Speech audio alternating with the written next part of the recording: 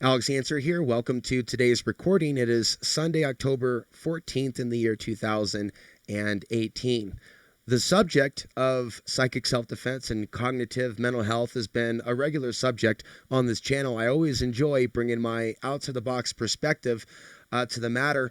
Today, I'm going to do a reading of the first chapter of Psychic Self-Defense, a book that was written by a woman of Caucasian background in the year 1930, I believe, in the United States. Why is this critical? Why is this important to hear her perspective?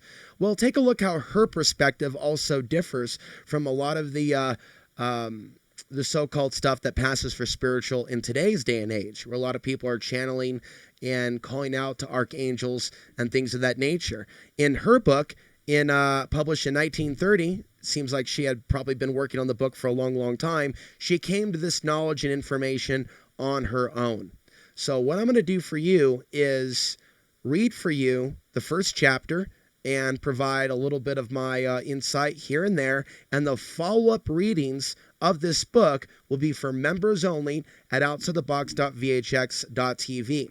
I've discovered in my own life that talking at length about these matters on YouTube can create a little bit of psychic noise, and it's almost better to share information of a certain caliber along with personal life experiences with supporters as opposed to everyone. There's actually a long list of news that I plan to get into. I don't feel so much into that today, but we're going to be talking about current events more often on this channel, but we're also going to mix it up with spiritual commentary, and that's what keeps me outside the box of what's been considered the norm. But I think that when you really learn about things like this, what is psychic attack, which will be a part of our focus today from her perspective, also add in how I interpret this for the modern world. Once you go deeper into the subject matter, I believe that you can heal yourself from certain hypnotic programs that you may not even recognize to be there at present.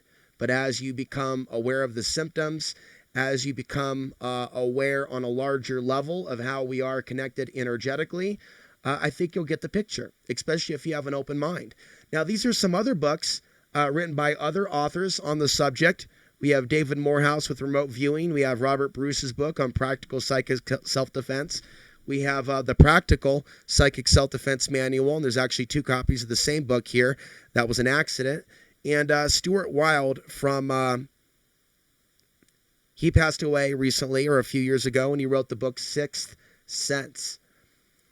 Most of the books that I purchased were not purchased on Amazon if they weren't found, for example, at the thrift store. I've mentioned this before, thriftbooks.com, so I probably picked this up for $3 or $4. And so, yeah, you're going to get stuff really cheap at the thrift store. But if you can go to Thrift Books, you can actually save and get it cheaper than Amazon. And I love being able to say that you have options other than the big corporate monopolies. So let's get started. There's something special about people figuring out information on their own early on, before a period in time in which basically they're able to go and plagiarize. And in today's day and age, there's a fair amount of that, but there's also the understanding that a lot of us are coming upon similar realizations during similar periods. And so there is there's an essay that I'm working on in private that is detailing my specific interpretations of the paranormal, archonic influences over the internet, and even within the alternative media. And so I'm actually expanding my thoughts, and in some areas I'm just working on writing that over a period in time to create that body of work that I will publish later. But it's critical that I also take the time to study the information that has been left behind by those that came before me. And sometimes my intuition will pull me more in a direction of certain books than others. There's another book down there that I'm not really drawn to that was written by a couple. I think there's some decent information there, but I think that there's also a lot of things that are lacking. So when I look at information regarding this topic, I look for supplement information, things that will supplement what I already know or educate me about things that I don't already know. I'll also look at the parallels where we came to some of our own understandings at the same time. By the way, if you'd like to donate, there are links down below. Most of what I generate from what I do is from viewers like you that support these types of broadcasts. And I don't get a lot of support compared to others, and I'm okay with that. But I believe that a lot of it has to do with the fact that I deal with certain subject matter that's considered too fringe for a lot of people. Yet at the same time, I'm inspired by the fact that, years ago, I predicted that by this point in time, the post-2016 era, after 2017, I got involved in the topic of psychic self-defense on a more overt level about 5 or 6 years ago. And I kind of saw this period in which we were in now as a period in which information about this topic would be more readily available and accessible. And so the positive thing is, even if we're going to face some of that energy blowback, there are people that are accessing the internet now. They're looking for information like this. There are previous videos in which I sought out to do a reading and I got distracted by other topics.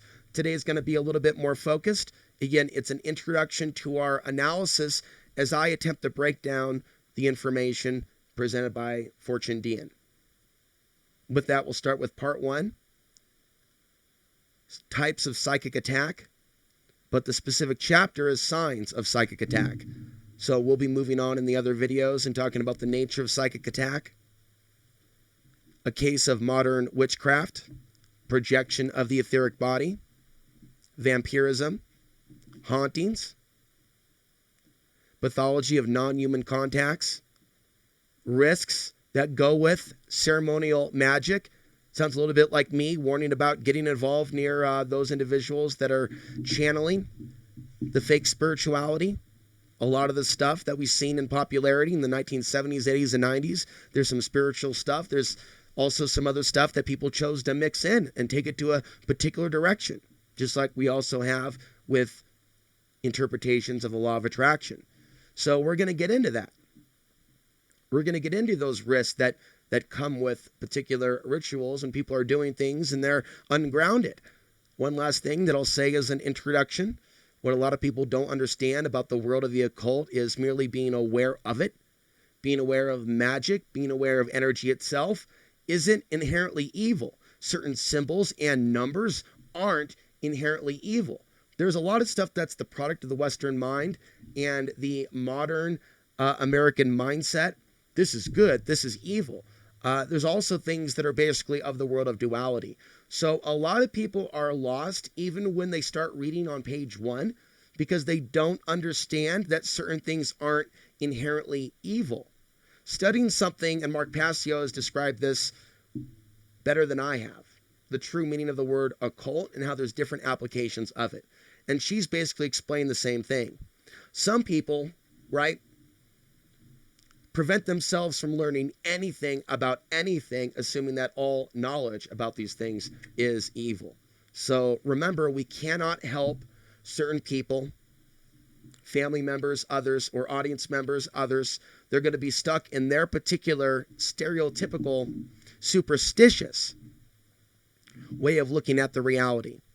Because when you actually look at the Dark Ages and today, right, there's similar forms of psychosis taking place. One could even argue that we really haven't evolved that much. We just have all this technology around us, and a lot of people don't want to hear that. A lot of people don't want to hear about the social aspects of going back into the Dark Ages. A lot of people would rather just keep it about the sunspots and talks about crops and such, but not actually where people are here with regards to Dark Age, the Middle Age, Inquisition, Crusader type ideologies.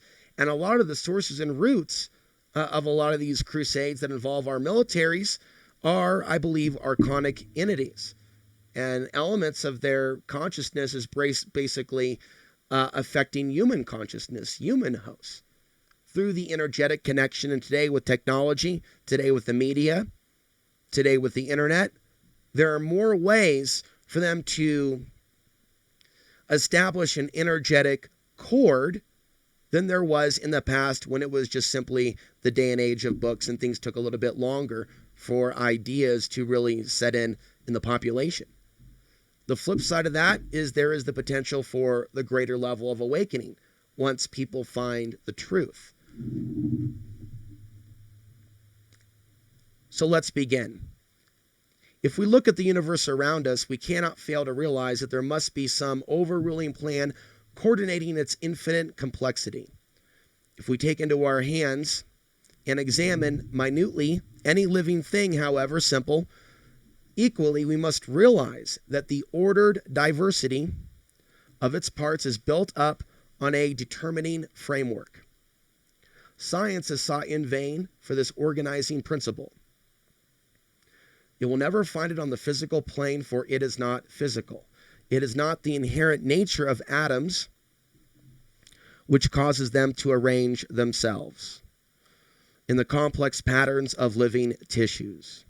The driving forces of the universe, the framework upon which it is built up in all its parts, belongs to another phase of manifestation than our physical plane, having other dimensions than the three to which we are habituated and perceived by other modes of consciousness than those to which we are accustomed. And usually it's a little difficult to read old world literature, but this does flow easier than some other books. We live in the midst of invisible forces whose effects alone we perceive. We move among invisible forces whose actions we very often do not perceive at all, though we may be profoundly affected by them. In this mind side of nature, invisible to our senses, intangible to our instruments of precision, many things can happen that are not without their echo on the physical plane. There are beings that live in the invisible world as fish live in the sea. There are men and women with trained minds or special aptitudes who can enter into this invisible world as a diver descends to the ocean bed. There are also times when this happens to a land, when the sea dikes break, that the invisible forces flow in upon us and swamp our lives. Normally, that does not occur. We are protected by our very incapacity to perceive these invisible forces. There are 4 conditions, however, in which the veil may be rented out and we may meet the unseen. We may find ourselves in a place where these forces are concentrated. We may meet people who are handling these forces. We may ourselves go out to meet the unseen, led by our interest in it, and get out of our depth before we know where we are. Or we may fall victim to certain pathological conditions which rend the veil. The threshold of the unseen is a treacherous coast on which to bathe. There are potholes and currents and quicksands. The strong swimmer who knows the coast may venture in comparative safety. The non-swimmer who takes counsel of nothing but his own impulses may pay for his actions with his life. But we must not make the mistake of thinking that these invisible forces are necessarily evil and limited to humanity. No more than water or fire, but they are potent. If we run counter to them, the result is disastrous for us, for we have broken a natural law, but they are not out to attack us any more than we are out to attack them. We must face the fact, however, that men and women with knowledge of these things have both in the past and the present used that knowledge unscrupulously, and we may find ourselves involved in the results of their actions. It may safely be said that the unseen is only an evil to humanity when it has been corrupted and perverted by the activities of these men and women whose initiates call adepts of the left-hand path, followers of the left-hand path. We must consider the outward and visible signs of psychic attack before we are in a position to analyze the nature of such attacks and indicate the source of origin. It is a fundamental rule that diagnosis must precede treatment. There are many different kinds of psychic attacks, and the methods will dispose of one will be ineffectual against another. I'll say that again. And the methods that will dispose of one will be ineffectual against another.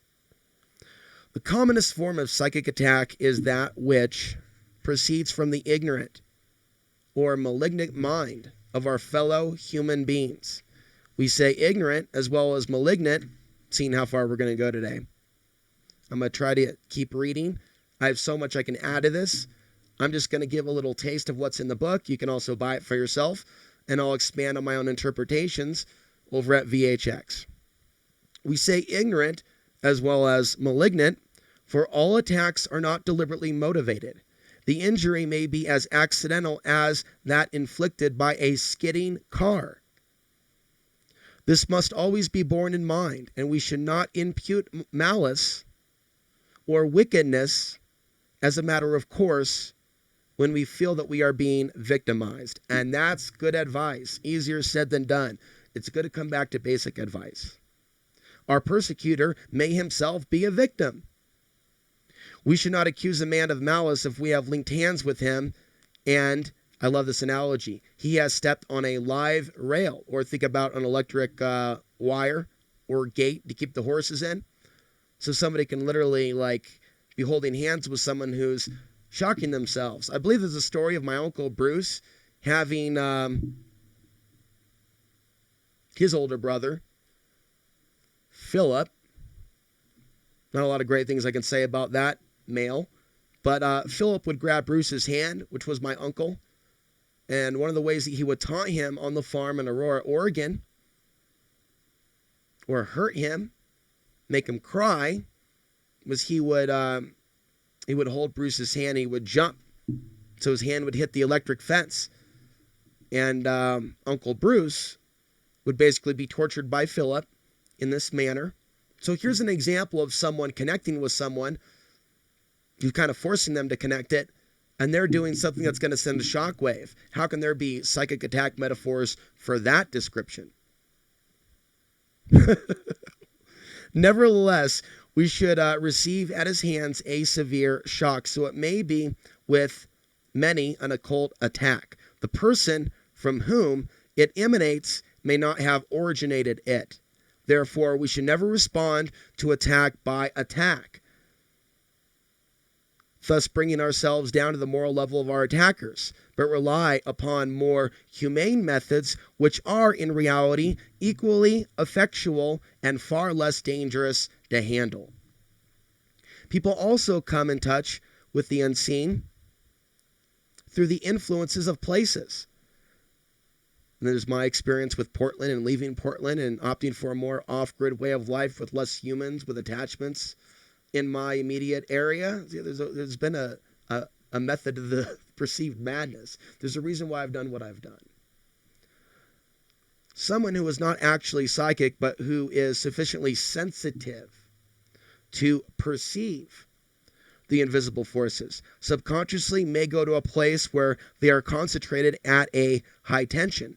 Normally, although we move in the midst of these forces, for they sustain our universe, we are oblivious to them. Where they are concentrated, however, unless we are very dense-minded, we begin to be dimly conscious of something that is affecting us and stirring our subliminal self. I also think, and I'm exploring this more, it's the concept of off-grid tribalism, which I've written a little bit about. People can literally move to a certain area, get away from the city life, and go deeper into their elements of their lower self. And I've seen this in others. They can go away from interest in spirituality. They can go away from a normal interest in certain things, and then go deeper into a state of being stuck energetically and spiritually by their departure from interacting with the rest of the world. I've seen that very close. I've seen changes in human psychology in literally one place to another, to know that there can actually be almost like a regional thought form that keeps people at times in a dense state, psychologically, energetically, spiritually, that basically manifests as one in which people that are not of the collective mindset or thought form of a particular region will be exiled or cast out, find themselves alone. But it's really just the nature of things, instead of blaming, but understanding that some of these strong thought forms and dominant ways of thinking have a way of keeping people in line over a period of time. And this would be over time without the people understanding the influence of energetics. And so people might also be drawn to travel to get away from some areas in which they felt stuck, and in some cases live their whole life stuck. So there's like a real deeper meaning, a spiritual expression, if you will, behind the idea of someone moving out of the area in which they were born. Me moving out of Portland, Oregon and into rural Colorado is still part of a deeper story that's still expressing itself and is still in writing, is still in motion.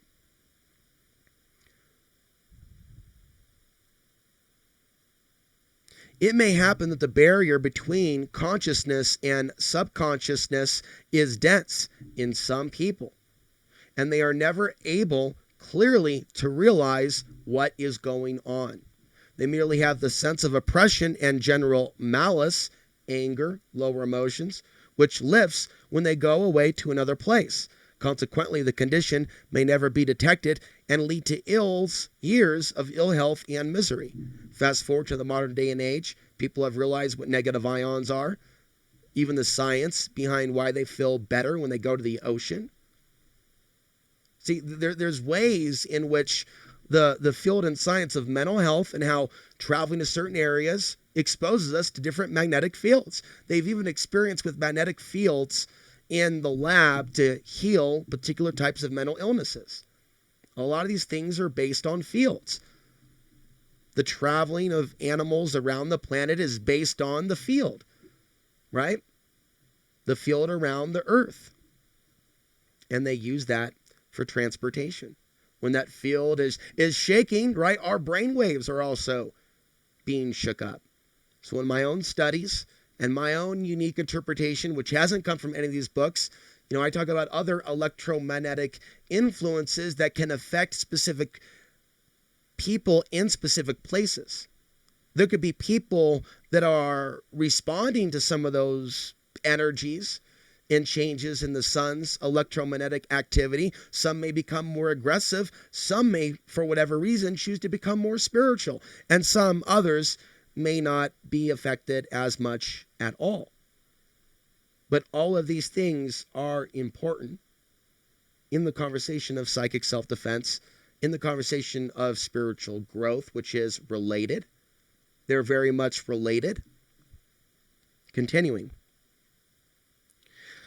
More commonly, however, there is a definite psychic attack of sufficient force to make itself noticeable at all, or if there is a definite psychic attack of sufficient force to make itself noticeable at all, there will soon begin to appear characteristic dreams. And so I've talked about the dream invasion scenarios to where someone could end up in these like loops to where energy is being drained from them.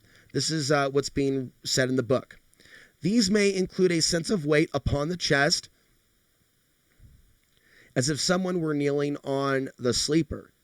If the sense of weight is present, it is certain that the attack emanates locally, for the weight is due to the concentration of etheric substance or ectoplasm, and is sufficiently tangible to press down on the scale of a balance when it is possible to capture it for measurement. A great deal of research has been done with materializing mediums upon the nature of the tangible, subtle substance, and the reader is referred to the books on the experiments conducted by Crawford with the Goliath Circle at Belfast, and in Paris with Eva C. by other experimenters for further information and evidence on the subject. It may be noted that Crawford eventually committed suicide for no known reason. So I've been saying for a while now in my videos that I suspect there's a connection between disincarnate spirits and other, whether we call them spirits or archonic entities that aren't disincarnate earthbound, but they're operating from another dimension or another place. I suspect that there is a interest in hypnotizing elements of humanity to respond to its sadness by responding to being attacked with negative energy by offing itself. I think there is a blueprint. I think there is a spiritual attack upon the human species. And I don't want to take my time before mentioning that because I've mentioned it before. That's also why I'm motivated to bring this topic up, because to protect one's psyche is to protect it from those negative thought forms that would encourage one to check out prematurely. I think it's a bad thing, very, very bad thing. And I've always suspected that there is a sense of dark animosity to those of us with human souls, that there's like an agenda to divert us or make us feel bad about our knowledge. So there could be people on the internet that seek to make us feel bad about what we're waking up to because they're a reflection of that emanation of archonic consciousness that's shining through them in a form of projection. And I think that this is something that is new for people to hear on the internet, but the internet is coming post the reality of all these things is existing anyways, and really allows a greater connection between people, and I would even say supernatural entities that have a little bit of control or a hold for whatever reason over a certain amount of humans.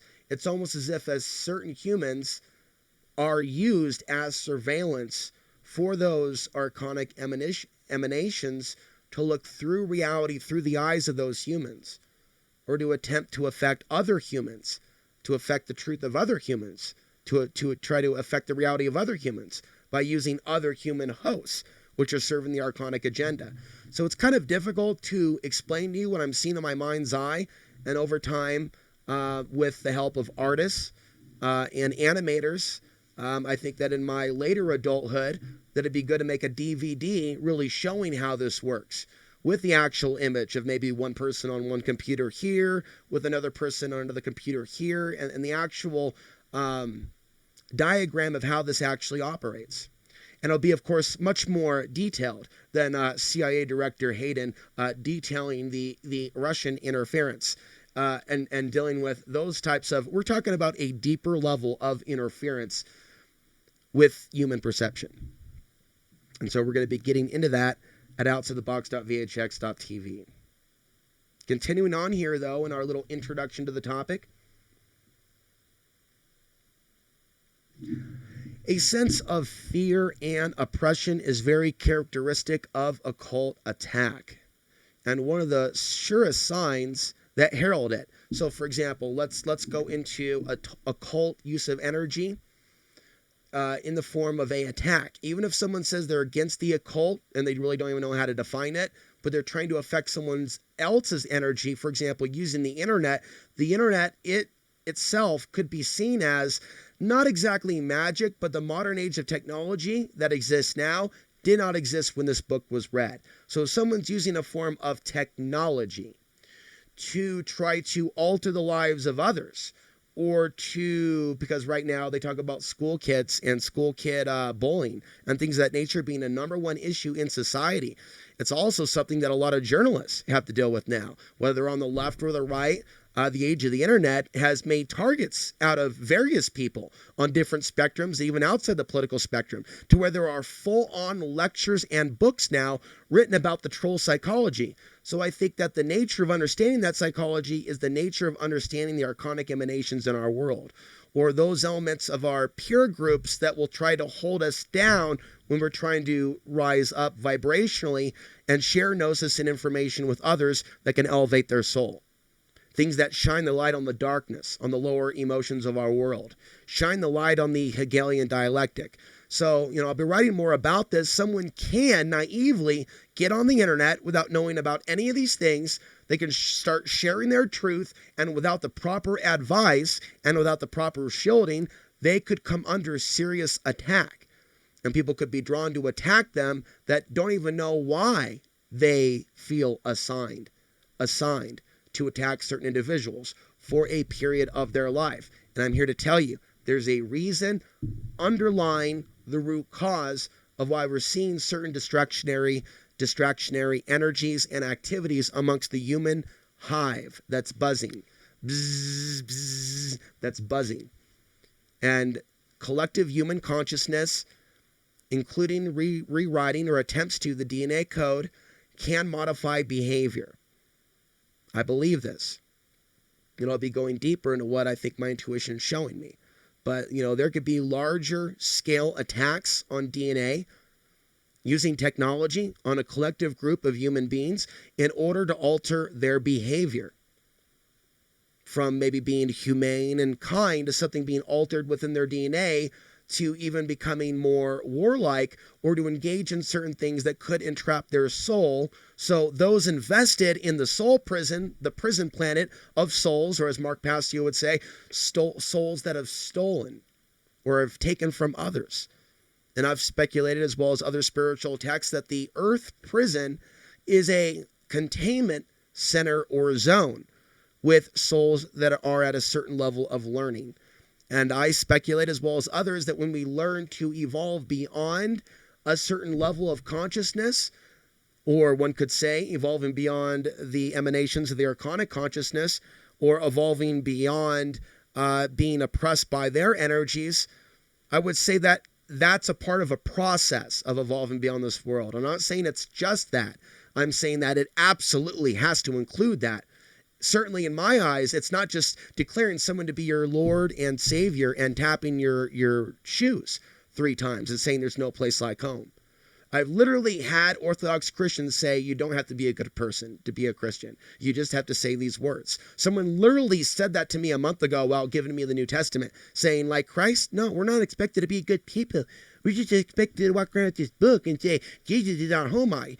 We can go ahead and do whatever we want in Las Vegas with crack cocaine and prostitutes, but Christ is my Savior, and I can do whatever I want. He was literally saying this without the references to the hookers. So I'm telling you, there are people out there that have attached themselves to certain ways of interpreting things that have been turned into religions when they were really about the spiritual message.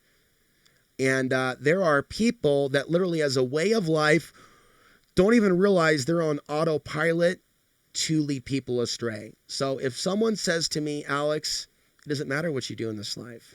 All you got to do is read this book and say these magical words, and you're going to be magically saved. That's a deception. That's a deception. And there are people that will come to us and be kind to us and be nice to us. And there may be another reason for that. The other thing about people that are kind to us, having, lived a life where there's been a certain level of hardship, but there's been certain people that have been there for me. Wisdom is knowing that if someone helps us and does something for us, there may be a reason why they're helping us, which is good, but we should refrain from necessarily trying to be like them or live vicariously through them if they become our hero. As I had a childhood hero who was very close to me when I was younger. And so wisdom comes with age, and I realize I really appreciate the good things that he did for me. And, when I had an older friend or mentor, and he would take me out to eat and different things, and teach me some things and educate me and stimulate my mind with mind-blowing conversation that was never experienced with any other human being. It's better, instead of worshiping those individuals, it can happen when we're young, but to understand where that spark of life, that spark of creativity, that versatile talent comes from, and it comes with source. Not all of them will know that. Not all of them will be tapped into that. But sometimes people are literally there to share their good essence with us. And it's not about us being perfect or trying to be like them or them, but finding our own spark and how we connect with that. So that's one thing that I wanted to share. It goes a little deeper. And so this is the introduction to just generally the psychic attack reality without getting into grounding and shielding, but I've talked about those things in our videos. So she's still in the introduction as the attack progresses. And again, think about this in the day and age of internet with instantaneous communication between you and perhaps someone else. And also think about how our own thoughts could affect other people adversely without being aware of it. Until, of course, we start to study this stuff a little bit more directly. As the attack progresses, nervous exhaustion becomes increasingly marked, and there may, under certain conditions, which we will consider later be such wasting of the tissues that the victim is reduced to a mere bloodless shell of skin and bones, lying on the bed too weak to move. And yet no definite disease can be demonstrated. So someone literally could be taxed by the thoughts of others. Again, something to think about in a social media addicted world, and it could literally affect their physical health. I've seen some examples of this in my own life. Nervous exhaustion and mental breakdown are the commoner results of astral attack among white people. For in Europe, at any rate, it is not often that an attacker is able to bring the attack to a conclusion in the death of the victim. There are, however, records of cases where the victim has died of pure fright. Kipling's terrible story, The End of the Passage, gives an account of such an occurrence. But in addition to the purely subjective phenomena, there will also be objective ones if the attack has any degree of concentration. So there could be people out there basically that have the ability to affect others in a negative way with the use of their psyche, and they can be very unspiritual. And so again, even in today's day and age, people will confuse certain acts of intelligence, phenomena, or even aberration of a certain type. And they may confuse that for something that is spiritual. Sure, something could have a spiritual etheric essence. That doesn't necessarily make it good. That doesn't necessarily mean it's coming from the divine creator. So another thing to add on to this, there is an occult overtone to being on social media, to obsessing on certain things. And there are certain things on the internet that are basically promoted that we constantly obsess on. So even someone, right, from their own perspective that's obsessing on elements of the conspiracy and certain details, unless there's a spiritual backbone to clear themselves, and I think this is what happened to a lot of people over the last 10 years, they could be taken by the dark side and be led into the dark side of conspiracy while thinking they're woke, from a lack of being able to protect their energy from that interference that basically came along, did a readout on them, and then found a way to deliberately target a set group or a collective of humans to alter their psychology.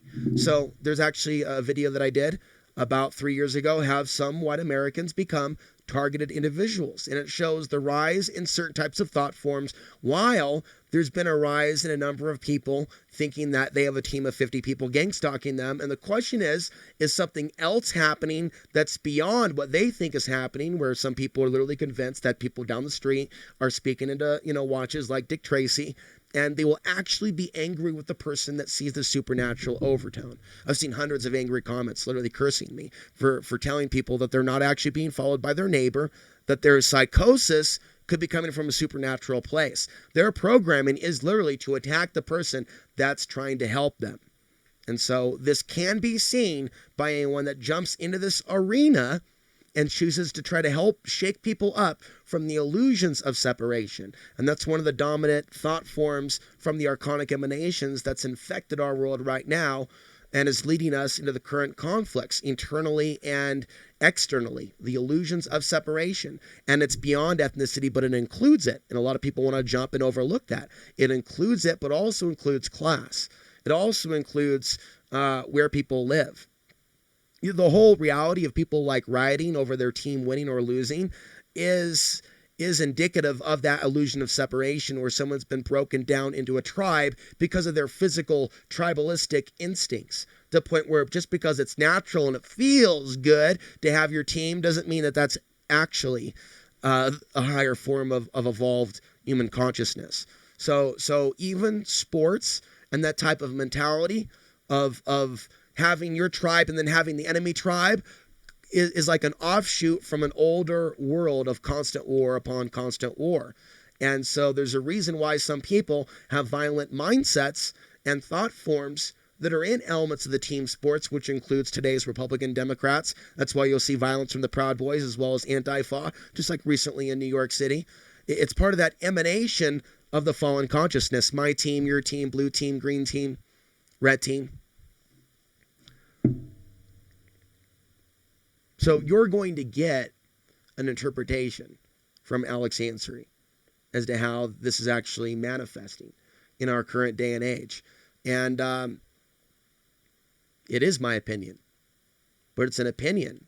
It's a message. It's an idea. It's an understanding. It's a perspective whose time has come that will not be stopped.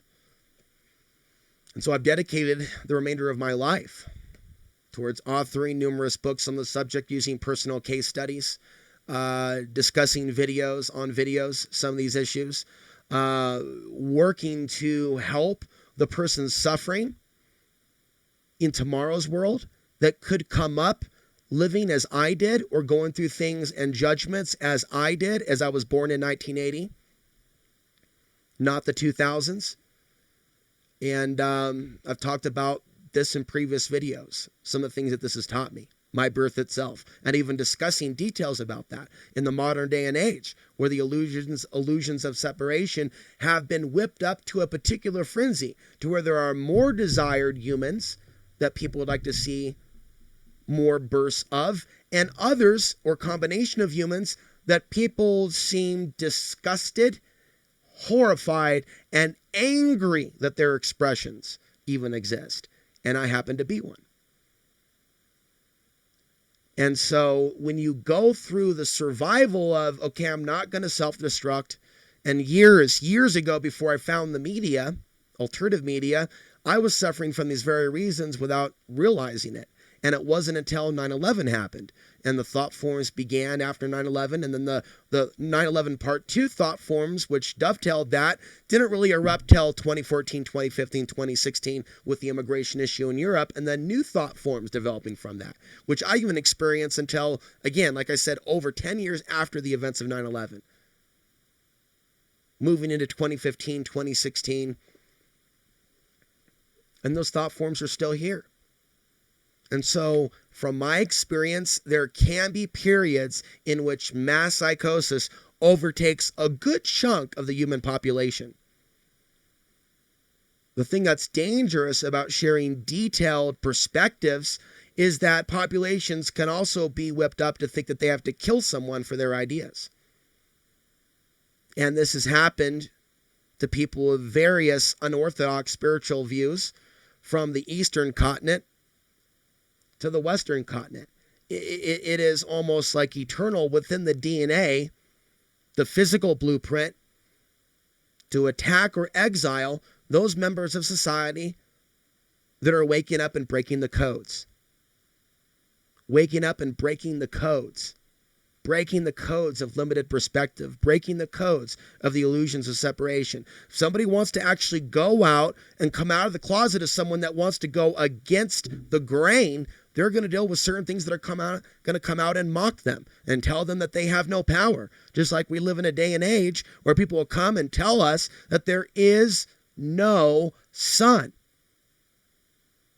And that will be said with the same confidence from them and tone that the sun is a light bulb.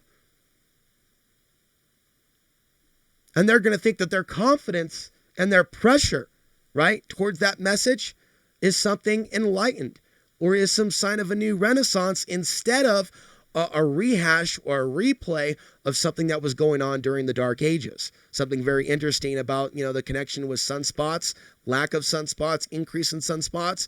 When there is a lack of sunspots, which we're seeing now in solar minimum, some are concerned about a deeper solar minimum, and it paralleling the Dark Ages. But I'll tell you what, if we were to see something like that, we would see more than a loss of crops. We would see, and I think we already are seeing it, in some cases, a loss of morality.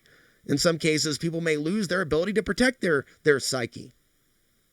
Most people don't even believe that their psyche is even being interfered with. So they're not going to be looking for signs of interference when they believe wholeheartedly that all their thoughts are their own. Most people that are into supremacy ideology will say to you that they truly believe that their thoughts are their own. Or if it was a program, that ultimately that program and that explanation that was given to them about the illusions of separation somehow makes sense to them about the nature of their enslavery on the planet Earth. But that doesn't explain how they ended up on planet Earth. Doesn't explain to them how they're going to get off planet Earth. They can be diverted into the illusions of separation, but that's not going to help them get off the prison planet. If anything, the illusions of separation could lead countless unconscious, susceptible souls to staying in this type of a world. So our battery is low. We didn't complete the whole chapter. Future videos will be for members only at outsidethebox.vhx.tv. It was an honor to start this introduction with those of you that enjoyed this video, and we will see you next time.